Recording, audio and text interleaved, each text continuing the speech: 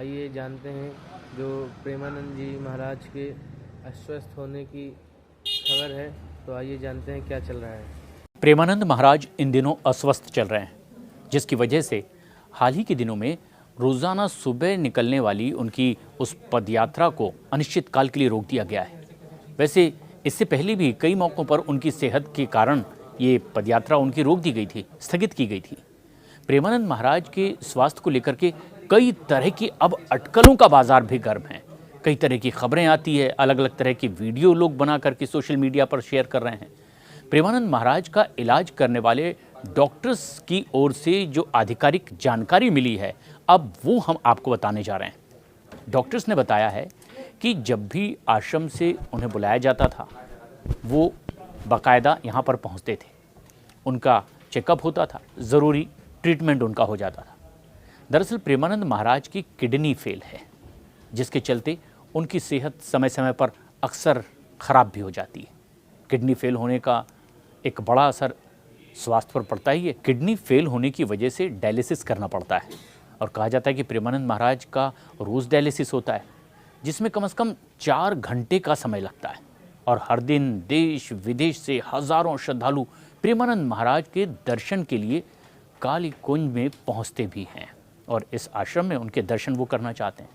लेकिन जब उन्हें ये पता चला कि महाराज अब पदयात्रा नहीं कर पा रहे हैं, तो कई भक्त भावुक हो गए।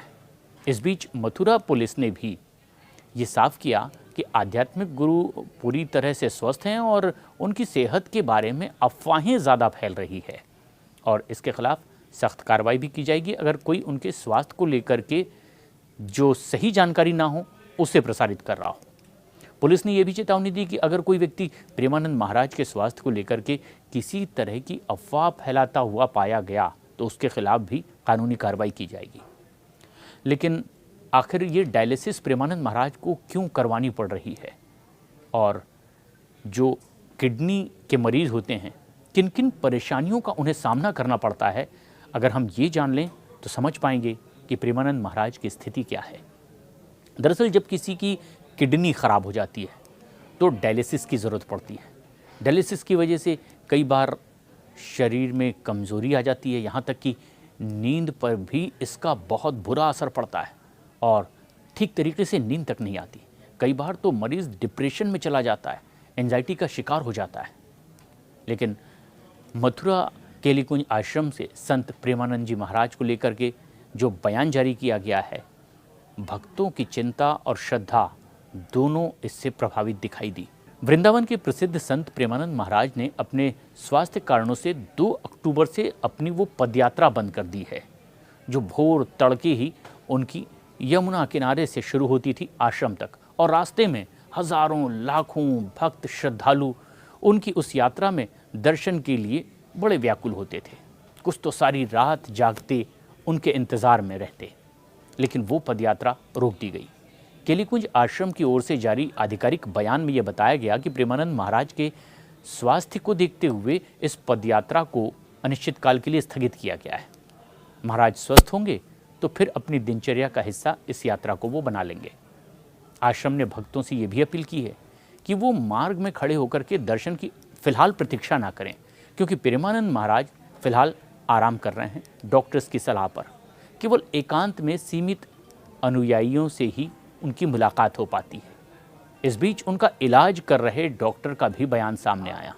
प्रेमानंद महाराज लंबे समय से दरअसल पॉलीसिस्टिक किडनी डिजीज़ से पीड़ित हैं।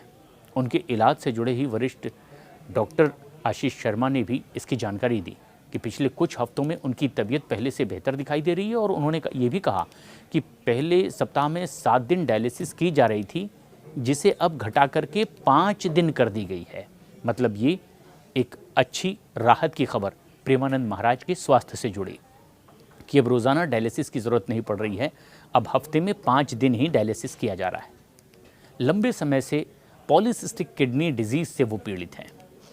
दरअसल ये एक जेनेटिकल डिसऑर्डर है जिसमें कि जीन म्यूटेशन की वजह से किडनी में सिस्ट बनने लगते हैं और ये एक क्रॉनिक डिजीज़ है जिसमें किडनी फेल भी हो जाती है और इसी से पीड़ित व्यक्ति को डायलिसिस या किडनी ट्रांसप्लांट कराने की भी ज़रूरत पड़ती है। और ये एक तरीके से आम पॉलीसिस्टिक किडनी डिसऑर्डर है जो प्रेमानंद महाराज जिससे जूझ रहे हैं, जो 30 दिन से 50 साल के व्यक्ति को हो सकता है। अगर ये बीमारी किसी को हो तो किस तरह से ख्याल रखना पड़ता है, किस किस तरह की उन्हें दिक्कतें आती है, ये भी समझना बहुत ज़रूरी है। ऐसे पीड़ित लोगों को PKD1 और PKD2 जीन में बदलाव होने लगता है।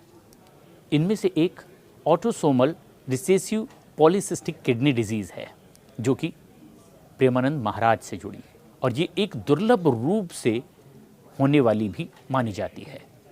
एक दूसरी प्रकार की है जो नवजात बच्चों में होती है। भ्रूण के अंदर ही किडनी की ग्रोथ असामान्य रूप से बढ़ जाती है। वो एक दूसरी तरह की किडनी डिजीज़ होती है और डॉक्टर प्रेगनेंसी के दौरान या फिर बच्चे के जन्म के तुरंत बाद ही भ्रूण में ऑटोसोमल इसी रिसेसिव पॉलीसिस्ट किडनी डिजीज़ को ट्रीट करते हैं। इधर पॉलीसिस्टिक किडनी डिजीज़ का लक्षण जो आमतौर पर पाया जाता है, हाई ब्लड प्रेशर होता है, पीठ में दर्द बहुत ज़्यादा होता है, असहनीय दर्द इससे होता है, सिर दर्द भी होता है, पेट में दर्द रहता है और ब्लोटिंग होती है, पेशाब में खून तक आता है, किडनी और यूरिनल ट्रैक्ट में भी संक्रमण हो जाता है, किडनी स्टोन। और इस बीमारी का कोई इलाज वैसे तो मौजूद नहीं है, लेकिन दवाओं और ट्रीटमेंट के ज़रिए इसके फैलने की गति को कुछ हद तक के धीमा किया जा सकता है।